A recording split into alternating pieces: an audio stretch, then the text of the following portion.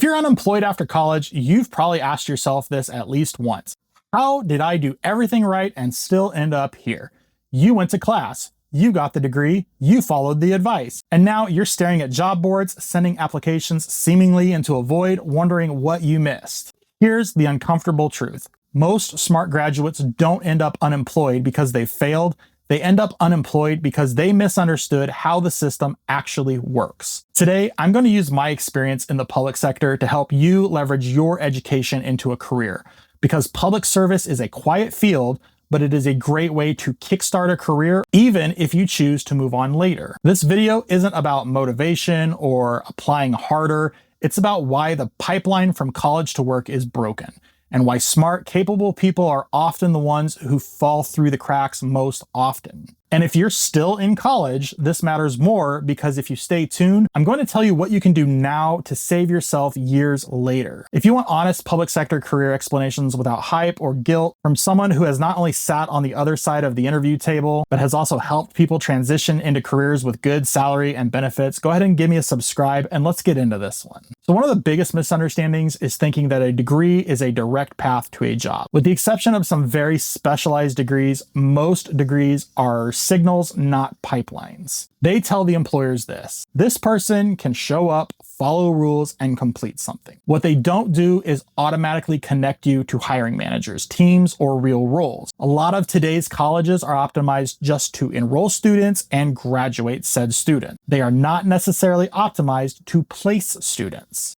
So when graduates assume the degree itself should open doors, they wait for opportunities that were never designed to appear. So here's where smart people get stuck. In school, the rules are clear.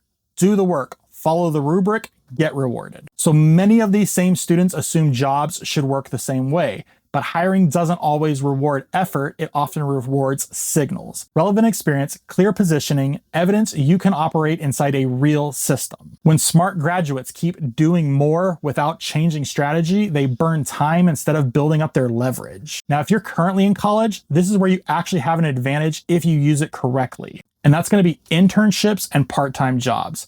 These aren't about money or prestige.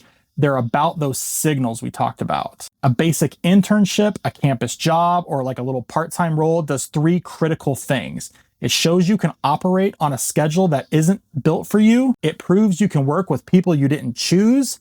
And it gives employers evidence that you're a lower risk to hire. In this, one of the biggest mistakes that students make is waiting for the perfect internship. Perfect doesn't matter, relevant does. A boring, unglamorous role that's close to the work that you want beats an impressive sounding role that teaches nothing. Now, this is where this gets especially important for government and public service careers. A lot of smart students are interested in government work, policy, public administration, regulatory agencies, local or federal roles, but they approach government the same way they approach private sector jobs, and that's a mistake. Government careers are extremely systems-based. They don't reward last-minute applications, generic resumes, or like, I'll figure it out after graduation thinking. They reward early signals, internships while you're still in school, fellowships, student programs, part-time or temporary roles inside the system. In government, those early roles are key to showing that this is something that you can handle. They are the pipeline. This is why you'll see people with average resumes move faster in government than brilliant graduates who apply cold after graduating. They learned the system early.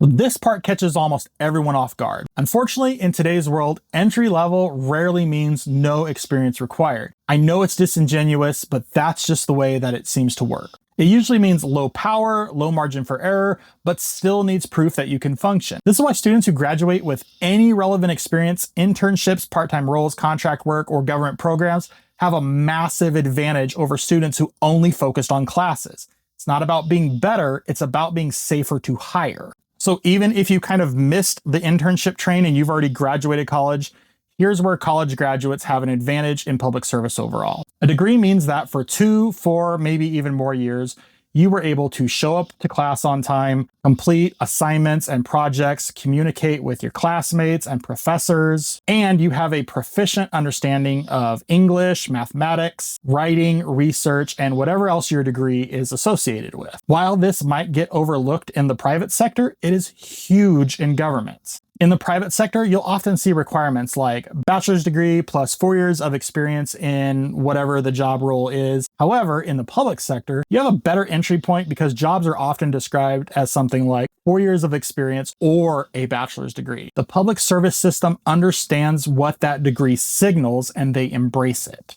So while internships or working during college are massively beneficial, if you already missed that boat, you haven't missed the whole trip. So some of the most common advice unemployed grads hear is just apply more, and it sounds logical.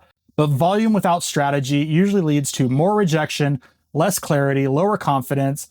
Applications aren't like lottery tickets. They're filters. If you don't understand what the filter is looking for, sending more applications just teaches you how to get ignored faster. And here's a point that really matters most. This situation isn't your fault, but it is your responsibility to adapt. Things change when you stop asking, why isn't this working? And start asking, what signals does this system actually respond to? That shift from effort to strategy is what separates people who stay stuck from people who eventually break through. Being unemployed after college doesn't mean you're behind. It means you were trained for one system and dropped into a completely different one. Once you understand that, you can stop blaming yourself and start making moves that actually change the outcome. If you want more honest breakdowns about careers, college, and navigating systems like public service, go ahead and give me a subscribe, and I will see you in the next one.